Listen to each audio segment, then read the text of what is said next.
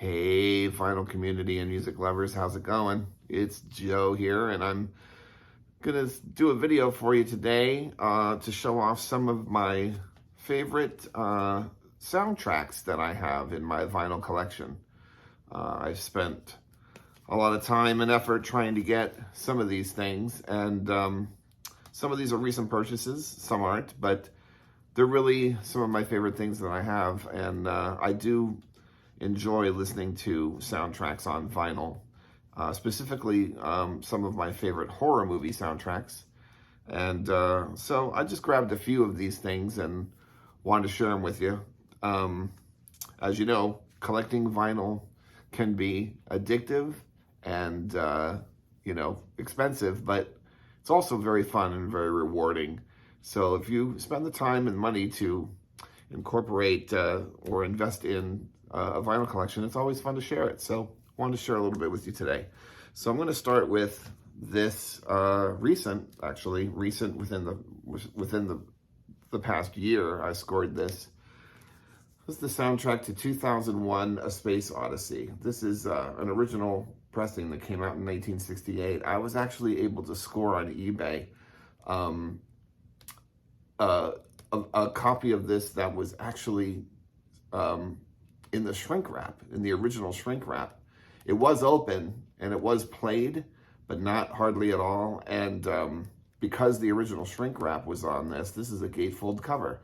So the gatefold has never been opened before. So literally it was like buying a, 53 plus year old original copy of this in sealed almost. So I was really excited to get this. This is an amazing soundtrack. I love the pieces by Ligeti on here, which is worth the price of admission for sure.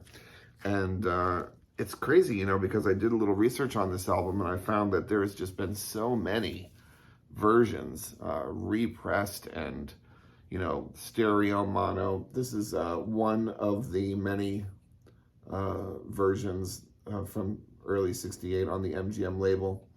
But yeah, this is such a successful soundtrack. And it's funny, it's like when you hear the very first song, the Also Sprach Zarathustra, is that how you say it?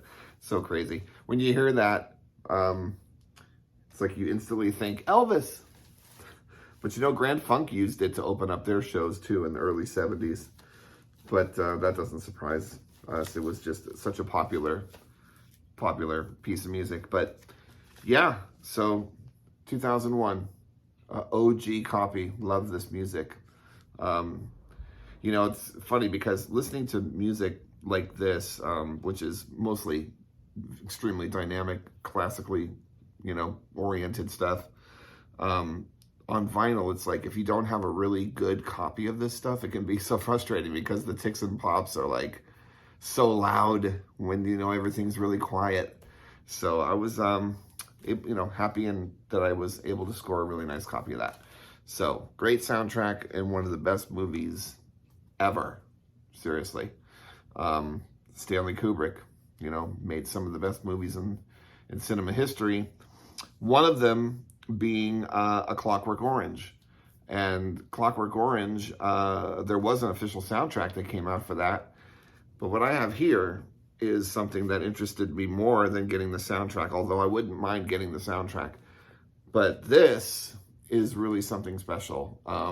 This is Walter Carlos's Clockwork Orange, and this is an original pressing from 1972, and it's commissioned, well, not commissioned, but overseen by Walter, now Wendy Carlos. This is all the music that was put together for the film, some of which isn't in the film and isn't on the soundtrack. So it's really great to hear all of this music together in one spot. And this is some real pioneering electronic music. I mean, there's just really, I almost feel like saying that there's nothing like this. And it is really amazing stuff.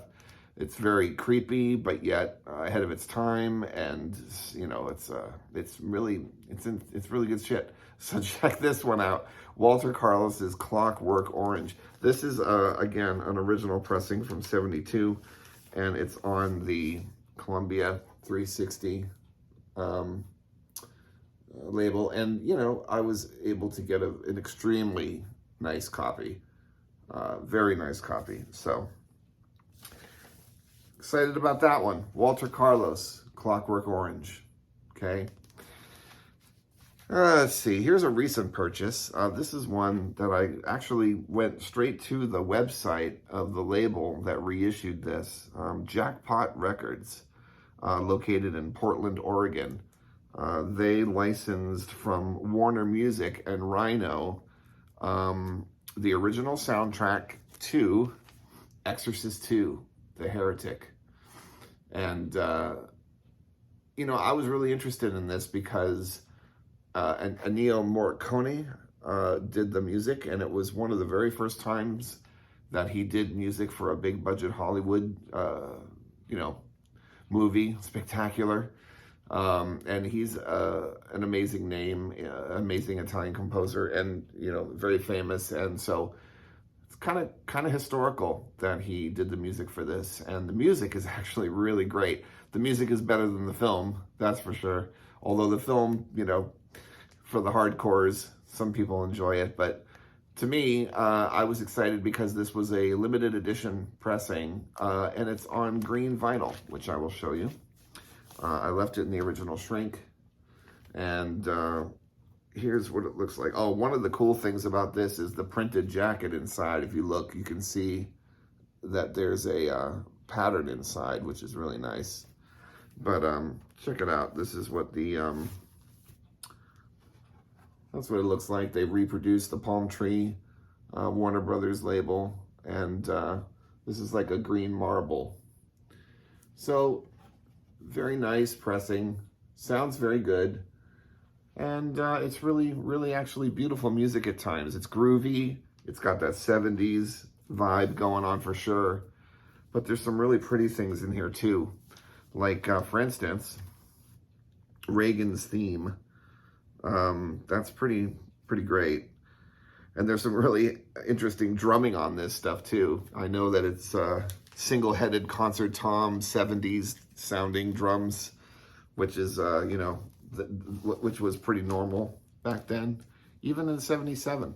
So this is 1977's Exorcist II, The Heretic, reissued recently on green vinyl, and also another colored variant from Jackpot Records in Portland, Oregon. So this was fun. I was happy to get that. I got a couple more for you. There's a label out there called Mondo that specializes in reissues of classic movie soundtracks, a lot of horror movie soundtracks. And they've done some amazing things. Their packages are amazing. They're, you know, tip-on high quality jackets, collectible colored vinyl versions, expanded liner notes, and even expanded music on some of this stuff. And so one of my favorite horror films of all time is Phantasm. And I actually saw this movie at the drive-in theater in 1979. I was 10 years old, going on 11. And it definitely scared me at that age. And it was my first drive-in. And I think it might have been, you know, one of the very first horror movies that I was ever allowed to actually go see, which is pretty funny. But God, I love this movie. And boy, I love this soundtrack. I really love this soundtrack. The composers, whose names are Fred Myrow and Malcolm Seagrave, they just did some amazing things. I mean, it's just perfect music to go along with the film. And what's really great about this Mondo reissue is there's some collectible variants that they did. It's 180 gram vinyl, and it's got a really nice package. That's what the gatefold looks like. And I want to show you what this vinyl version looks like. The one that I was able to grab and get was this really cool silver and red blend. It's pretty damn cool. And check out the Phantasm ball in the middle. That's just genius. Love how that looks. So Mondo really knows what they're doing with their packaging. And this particular reissue has some bonus tracks on it that wasn't on the original soundtrack. So that's actually very nice to hear. And there's also a little pamphlet that comes with it, with the liner notes and, you know, some historical essays and stuff. So a very nice package by Mondo of the Phantasm soundtrack, which, you know, is completely out of print. They did a lot of different color variants for this, but yeah, it's you go to eBay, and these things are not cheap. I can guarantee you that, especially this. And speaking of not cheap, I'm going to end this video with an OG that I was actually able to score for a very good price, considering that this, you know, you go to eBay right now, can get up to $500. It's pretty amazing, especially if it's first pressing, but this is the first pressing of Phantasm on the Varese Sarabande label. And, you know, if any of you hardcore collectors know, this original pressing can be very pricey, extremely pricey. But I was able to actually get it for a good price, and it was a gift to myself because I love the movie so much that I just wanted to have this original pressing. And check it out. I was so lucky that I actually got a version in the original shrink wrap. So whoever owned this kept it in the original shrink wrap, just opened it up on the side and barely played it. Barely played it. It's literally like getting it for the first time.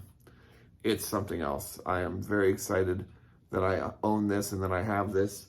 I'm going to show you what the label looks like. I mean, this is literally unplayed. So excited about that. There's what side 1 looks like and side 2. This is, again, one of my favorite soundtracks of all time, one of my favorite horror movies of all time, and I'm extremely excited that I have the original OG pressing from 1979. Anyway, thought I'd share some of these with you. If you like this video, let me know in the comments, because I have some other stuff that I can share that's really fun too. All right? Hope you're all doing well out there, and we'll see you again.